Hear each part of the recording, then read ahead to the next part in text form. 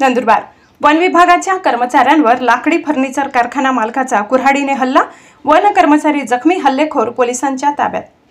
नंदुरबार जिल्ह्यात विविध लाकडांपासून फर्निचर बनविण्याच्या ठिकाणी वन विभागाने धाड टाकली असता त्या ठिकाणाहून साग, खैर, सीसम लाकडासह फर्निचर तयार करण्याचे साहित्य एकूण 70 लाख रुपयाचा मुद्देमाल जप्त करण्यात आलाय।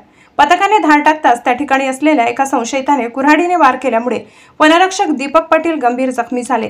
या प्रकरणी 4 जणांना वन विभागाच्या कर्मचाऱ्यासह पोलिसांनी ताब्यात घेतले आहे। नवापूर तालुक्यातील वागदी येथे राजेंद्र प्रभाकर वसावे उर्फ राजू बांड यांच्याकडे अवैधरित्या लाकडापासून फर्निचर बनविण्यात येत होते। नंदुरबार वन विभाग व नंदुरबार पोलिसांनी संयुक्तरित्या नंदुरबार रोजगार हमी योजना वन परिक्षेत्रातील वागदी येथे राजेंद्र प्रभाकर वसावे यांच्याकडे धाड टाकली। सदर धाड टाकता संशयित राजेंद्र वसावे याने कुऱ्हाडीने वन विभागाच्या पथकावर वार केले। पोलिसांनी कुऱ्हाडीने वार करणाऱ्या एकाला व त्याच्या साथीदारासोबत 4 जणांना अटक केली।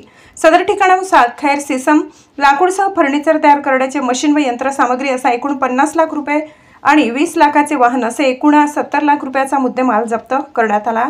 या प्रसंगी संशयितांवर भारतीय वन अधिनियम 1927 प्रमाणे गुन्हा दाखल करण्यात आला। ही कारवाई धुळे प्रादेशिक वनरक्षक, नंदुरबार जिल्हा पोलीस अधीक्षक, नंदुरबार प्रादेशिक उपवनरक्षक, धुळे विभागीय वनाधिकारी दक्षता, नंदुरबारचे सहाय्यक वनरक्षक यांच्या मार्गदर्शनाखाली नंदुरबार, चिंचपाडा, नवापूर, शहादा, धडगाव रोजगार हमी योजना, सर्व वनक्षेत्र, नंदुरबार उपनगर, विसरवाडी पोलीस ठाणे, इको बटालियनचे अधिकारी, जवान व सर्व वन परिक्षेत्राचे अधिकारी कर्मचारी यांच्या पथकाने केली आहे। महाराष्ट्र क्रांती न्यूज साठी प्रतिनिधी निलेश चौधरी, खांडबारा, नवापूर।